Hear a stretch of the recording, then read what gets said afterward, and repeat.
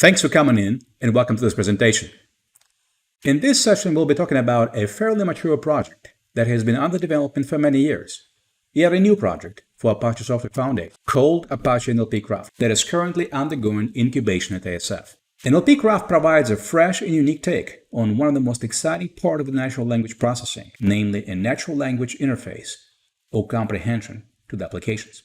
It is based on unorthodox ideas that are in stark contrast to many existing techniques used in the field. We believe these ideas result in a simpler programming model and much faster development time. This presentation is split into two parts. In the first 20 minutes, I'll talk about what NLPCraft is and isn't, what are some of its unique ideas, how it works at a high level, and how it is different from many existing approaches. In the second part, I'll try to provide a proof around the key claims that I made in the first part of the presentation. The proof is in the pudding, as the saying goes, and I'll do a full live coding demonstration where I will build a fully functional application that would have a natural language interface to it. You'll see every line of code and configuration. Nothing is pre-built or pre-cooked. I'll develop everything from scratch, and you'll be able to see for yourself what it takes to build something like that with NLPCraft, and hopefully I'll be able to do it all in less than 20 minutes. So without further ado, let's dive in.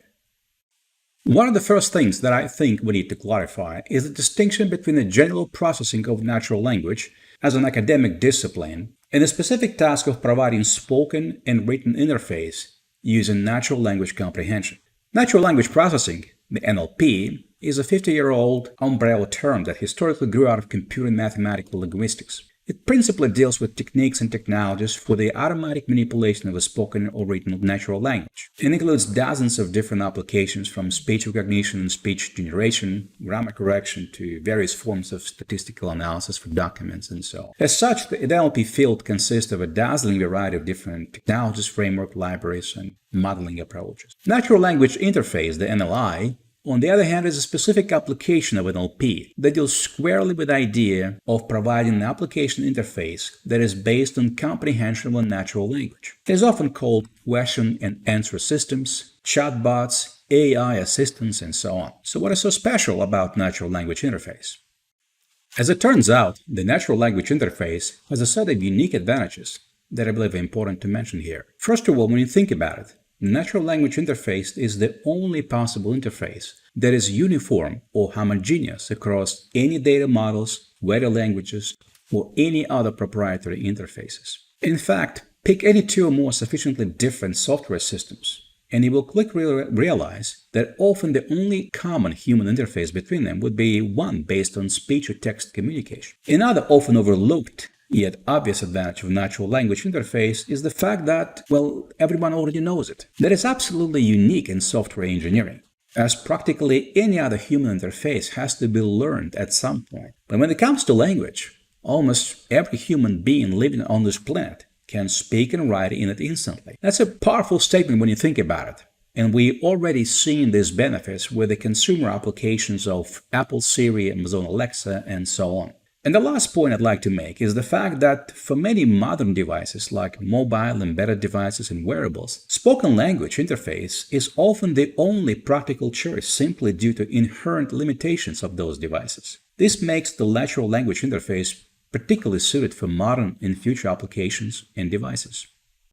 So with this background information in mind, let's take a closer look at Apache NLPCraft. On this slide, we'll cover the high-level picture, and on the following slides, we'll talk about some of the key differences in its unique capabilities. Apache NLPCraft is a free open-source library for adding domain-specific natural language interfaces to modern applications. You can define your model in the intents using any JVM-based languages like Java, Scala, Groovy, or Kotlin.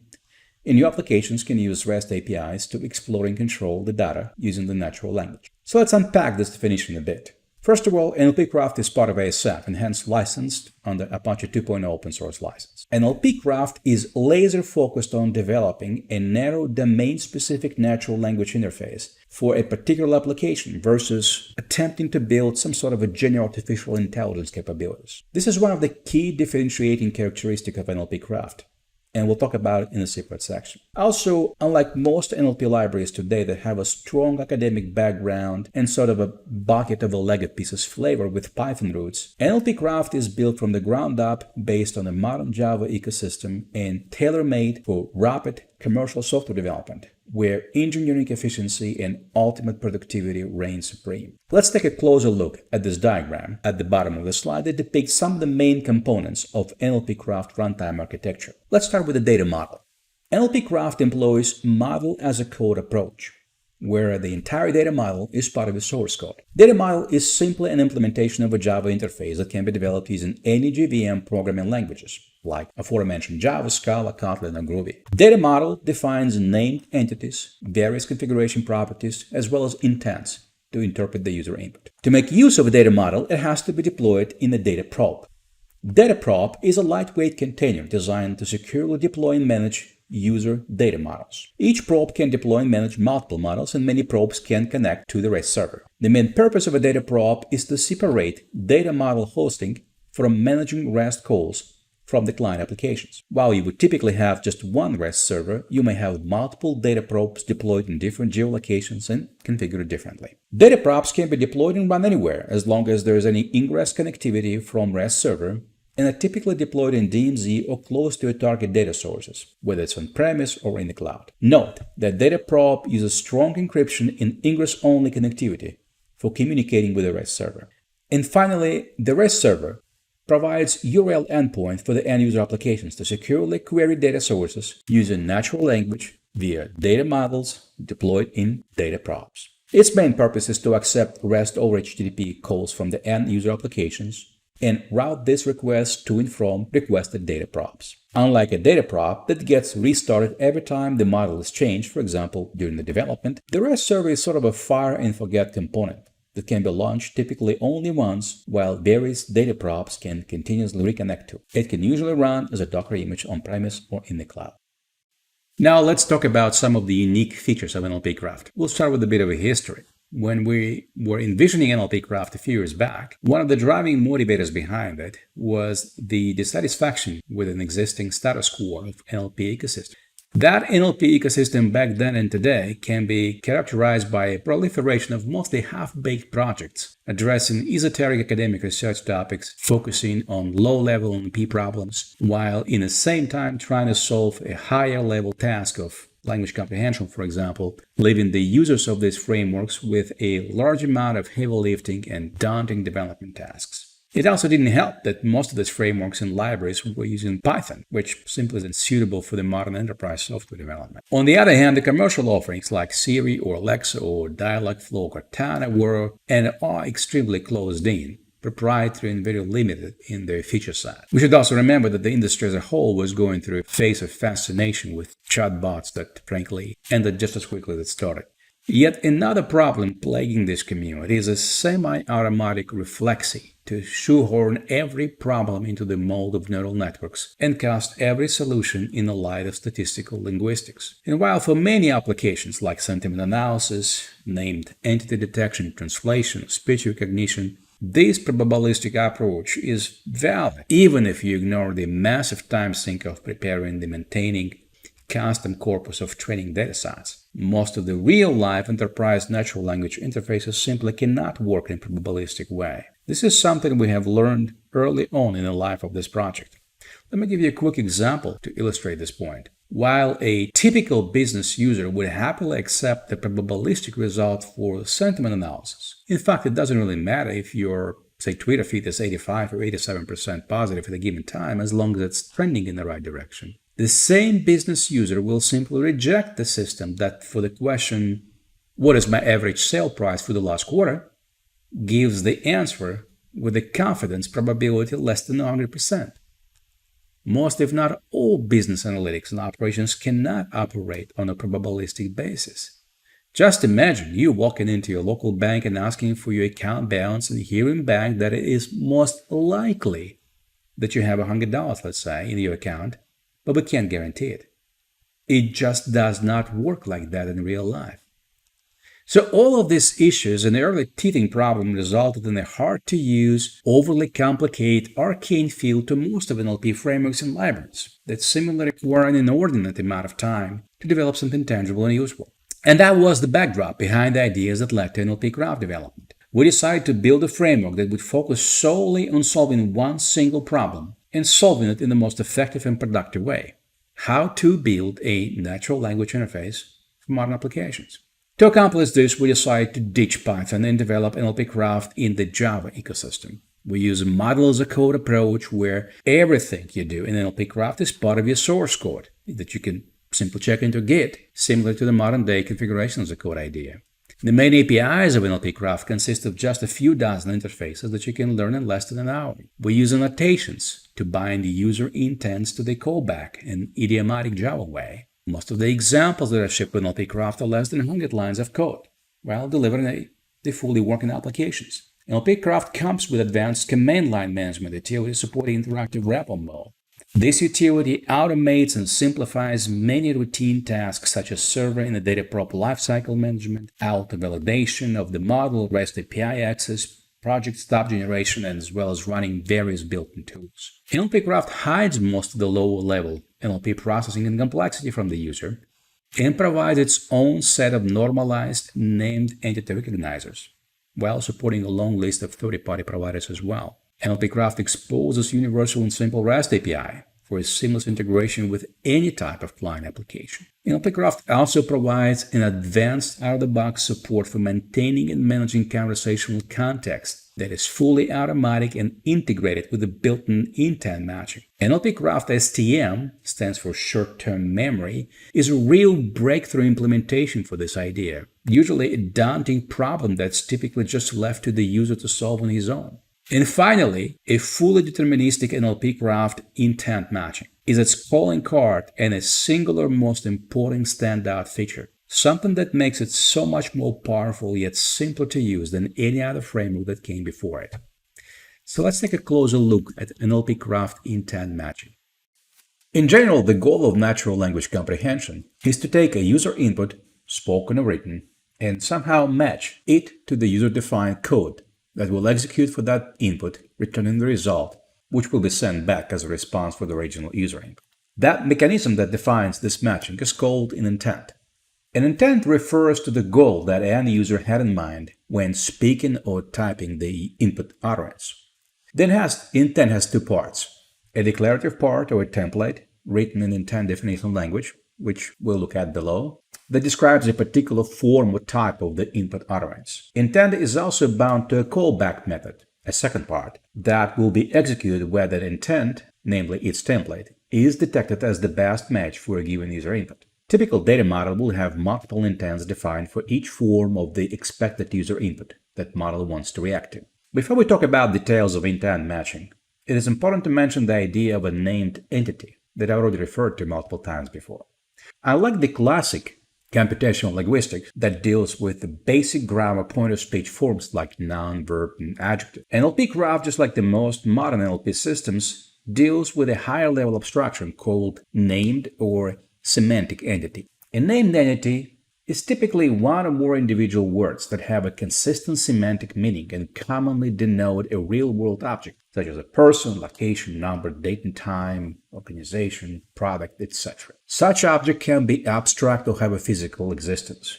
We call named entity normalized if it contains additional metadata. For example, imagine having the two words, bird and lizard. Both are nouns and indistinguishable from a point of view of classical linguistics. But if we have a special named entity recognizer, we could detect that the first word is a named entity animal with the metadata kind of bird. And the second word is also the same named entity animal, but metadata kind would have value reptile, giving us a clear distinction between two words and much more information to work with. One of the unique capabilities of NLPCraft is the ability to compose new named entities from the existing ones. Named entity recognizer is typically a very complex component to develop. NLPCraft's ability to simply Lego construct the new ones from the existing building blocks is industry first.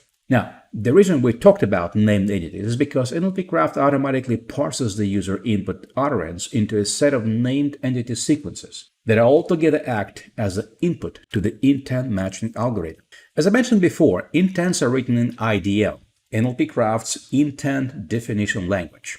IDL is industry's first declarative language for defining user intents. While IDL is a very rich language, your intents can be as simple or as complex as your matching logic requires. Although the in-depth discussion about IDL is out of scope for this presentation, here are some of the key capabilities of IDL.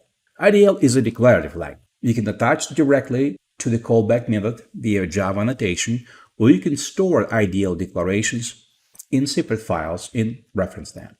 IDL's intent definition consists of one or more terms, which are sometimes called slots. Term is a building block for intent.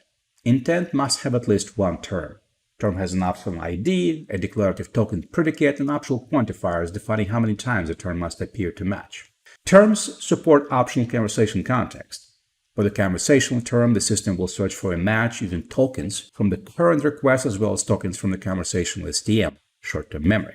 The match term represents one or more tokens, sequential or not, that were detected in a user input. As mentioned, the intent has at least terms, always at least one, that all have to be matched in the user input for the entire intent to match. IDL supports both ordered and unordered intents, which indicates whether or not the order of terms in the intent is important. IDL also supports matching on dialog flow.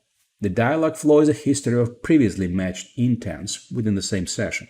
To match on, if provided, the intent will first match on the history of previously matched intents before processing its terms. IDL also provides many other capabilities: parameterized fragments to extract reusable terms, user-defined variables to shorten the code and promote reusability, and over 150 functions to use in token predicates, as well as full support for metaprogramming. All in all, NLPCraft provides powerful and feature-rich technology for defining sophisticated intents and intent matching logic. Hopefully by this point in our presentation, you have the basic understanding of what NLPCraft is and what it can do. In the next 20 minutes, we'll develop a prototype for the natural language-powered light switch for your home. As our example, we'll concentrate on the language comprehension part of this project, and I'll leave the actual hardware integration with HomeKit or Arduino controllers outside the scope. As I mentioned at the beginning, we'll do this exercise completely from scratch, starting with downloading NLPCraft. To download, go to nlpcraft.apache.org and click on the download link. For this example, we've downloaded the official Apache release that contains source code. Once downloaded, first unzip it.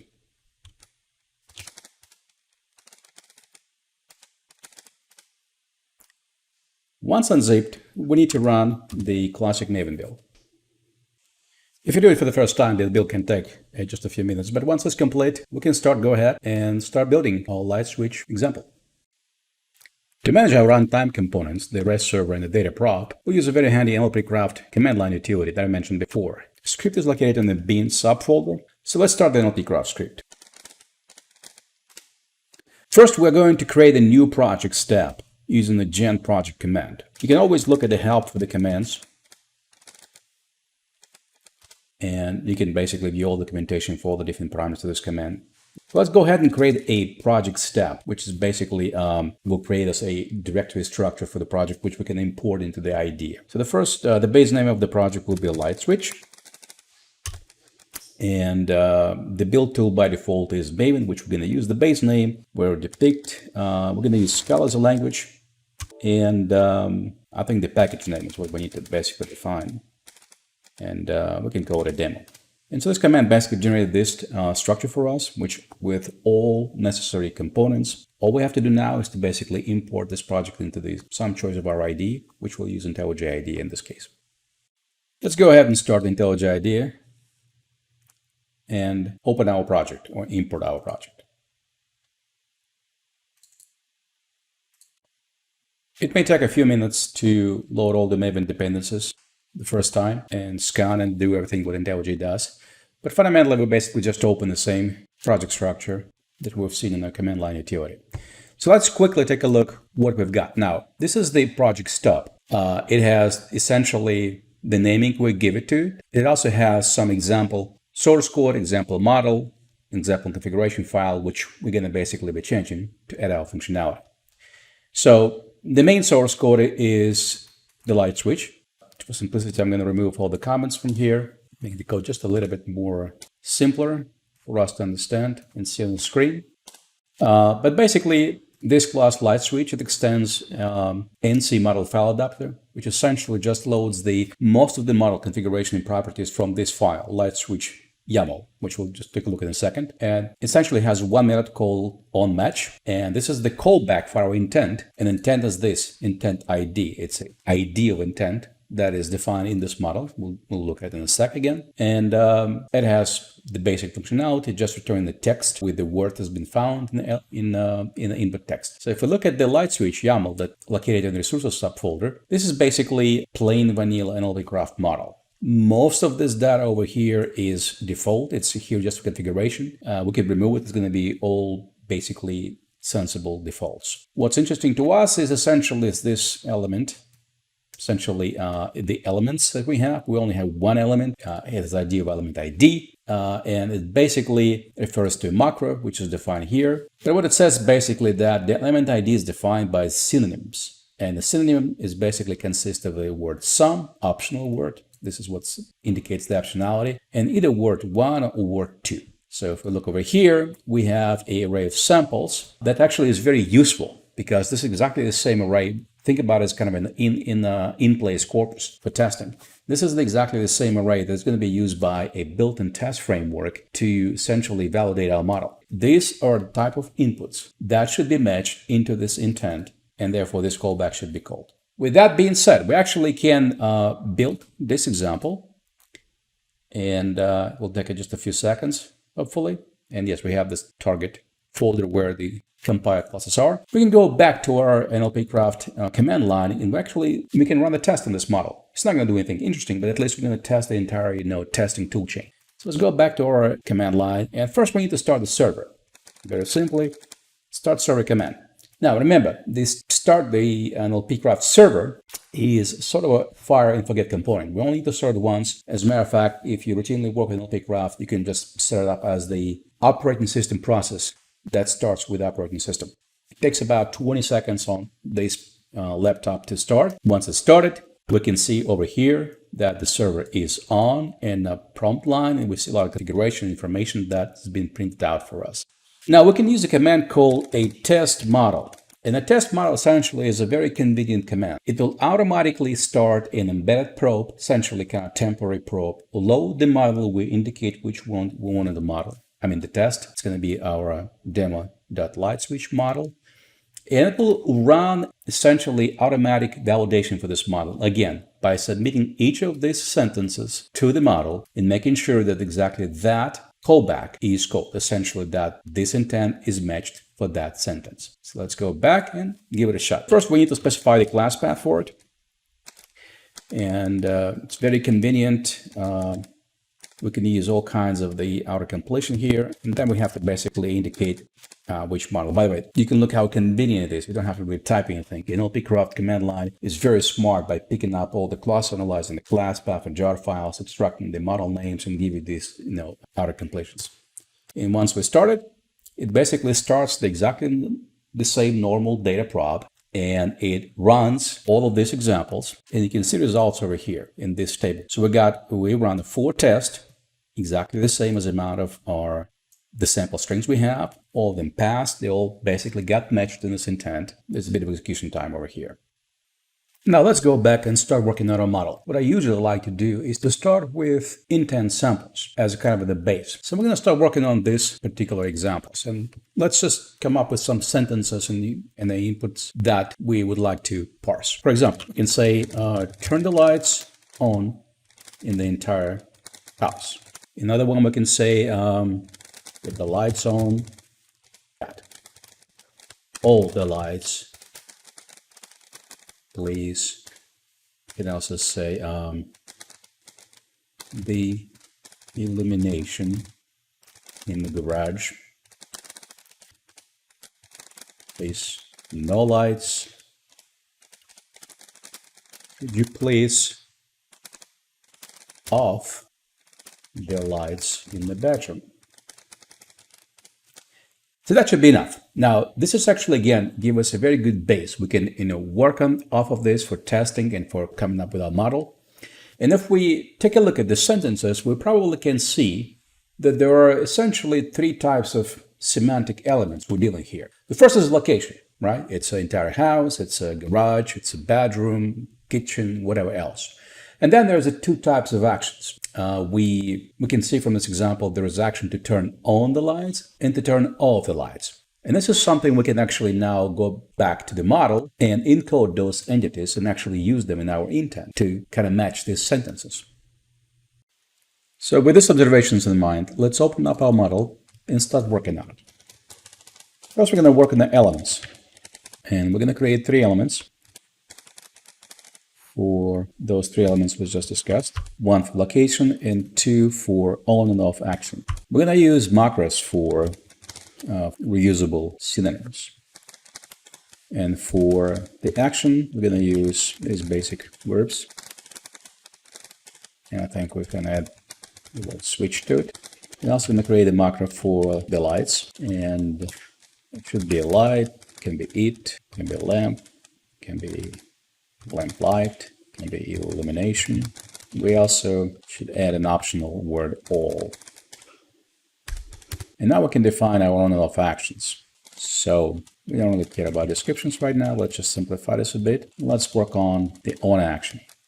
So we can use our newly minted macros and have something like this. We can also define it just very much similarly like this. For the off action, it's a little bit more complicated, but just slightly. What we can do is actually use again our macros and have off or out in the end. We can also have this in here. We also need to probably expand this a little bit, because we can say kill, shot. What else can we say? We can stop, we can say eliminate here. And we also can say no light. Now, for the location, it's going to be a little bit interesting. So we can start with just a basic list of locations in the house. Things like kitchen, bedroom, garage, playroom, office, laundry. What else can we say? That's good enough for now. You should also basically mention that it can be entire, full, or whole house. So probably let's create another macro and call it, fix this macro for now, and call it entire. Make it optional. And what we can do here is to say it's going to be word entire, full, total, whole, or nothing. Just optional. Let's use it here. What else can we say? Well, obviously can say the same entire, but use it with a different set of words like house, home, building. We can say the first floor, and let's keep it simple, second floor. So that should give us a good set of locations we can work with. By the way, we can actually add upstairs and downstairs here as well. I think it makes sense. We can add upstairs, downstairs, make it optional. That should give us a good set of locations. Now, the last thing we need to do is to just change our intent to use this. Intent will have 2 terms, 1 term for the action and 0 or more terms for locations. So we can have 1 action on and off and multiple potential locations. One thing we actually have to do is to group the actions into the single group. So we could use that. So over here, we can say the first term is going to have a name act. In the second term, we have name location, 0 or more. This term would have basically a simple function called has, token groups. Essentially, we're saying that any token that belongs to group act. And here, we're basically going to say the token ID should be equal to the last location. And that should be it for our data model.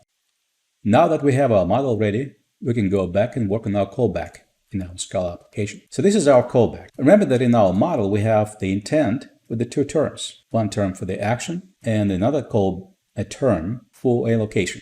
So we're going to basically grab those terms and as our parameters to our callback method.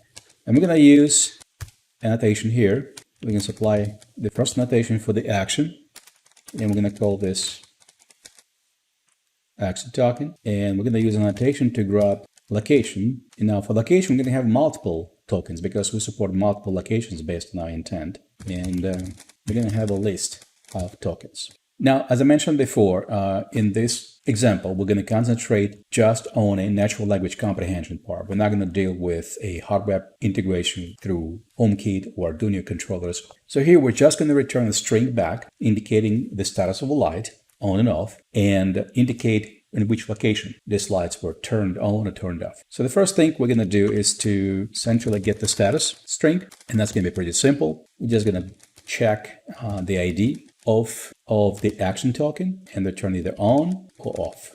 The second variable we're going to use is locations. And that's going to be a list of locations. We're going to grab it from the list of tokens. Now, it's very important that we can check that if the list of location tokens is empty, then we basically just assume it's entire house. And that's our logic. Otherwise, we essentially just take the list of locations and we extract the original text from it, and we essentially make the strings with the comma separation. What we're going to do here is that we're just going to return the text. We're going to say that lights are either on and off, depending on the status. And we're going to say in, and again, we're going to use our locations. And we're going to just format them a little bit, and final dot. That's all there is to it. So let's compile this and run our examples in our command line tool. We're going to use, actually, we already run the test on the model. We can essentially just call the retest the model, run the auto validation, auto testing with exactly the same parameters as the last time. So let's analyze our output. First of all, we now got a very similar output like the last time, but now with actual sentences that we had in our sample array. All of them passed, meaning that all of the sentences actually got matched to this callback. Now let's check actually if we get a correct answer for that. So the very last request, for example, was, would you please switch off the lights in the bedroom? So if we scroll all the way after this extensive output, we can see the results here that the lights are off in the bedroom. This is the result, the text result that was sent back to the REST caller. And we can check all other results here. For example, for please no lights, we're assuming this entire house. So our response should be lights are off in the entire house. So things appear to work. Now we can play with this a little bit more. One thing we didn't test in multiple locations. So we can go ahead and just attach the different annotation so we don't confuse things. And let's modify this example and say we're going to turn the lights in the kitchen, bedroom, and closet. I'm going to comment out this one, and let's test this one. So first we build, go back here and retest the model. And the result is okay. And we can see here that the lights are on in the kitchen, bedroom, and closet. So that actually works very nicely. The last interesting thing we can do is we can actually try something different that we don't have in the model. For example, we can say something like this. Could you please switch off the lights in storage room? And we don't have a storage room in our model. So let's see how this is going to react. I'm going to comment out the other one so we don't get too much output. So build it first, go back here and test the model. Notice how convenient it is to actually do all this testing with the NLPCraft command line utility. So apparently it worked, but let's see the results. So the results are actually incorrect because it basically says lights are off in the entire house. So if we look here a little bit more closely in information, the storage room were essentially a free word, meaning that a system didn't know anything about the storage room and it assumed they're just the words. Those are not a stop words, those are meaningful words, but we don't have any named entities for it. So we can go ahead and fix that.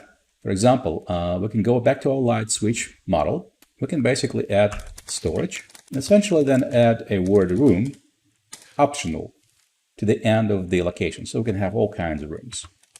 Once again, build it and retest the model. And now let's take a look. The results are positive again, but now the lights are off in a storage room in exactly the location that we've indicated in our model. So right here.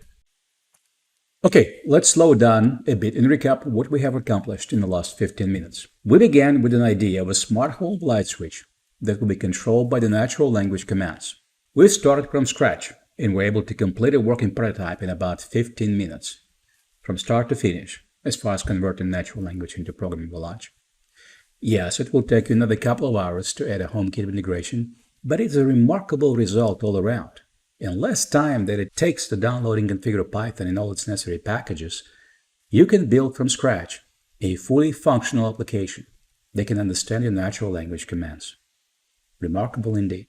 This level of productivity and automation is the guiding principle of an NLPCraft project, and in my opinion, it is the best framework to convert the natural language into actions.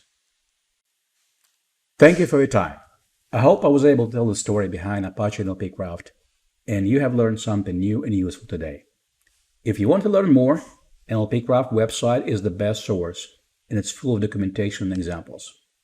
If you're interested in joining the project, you're welcome to NLPCraft community. Thank you again.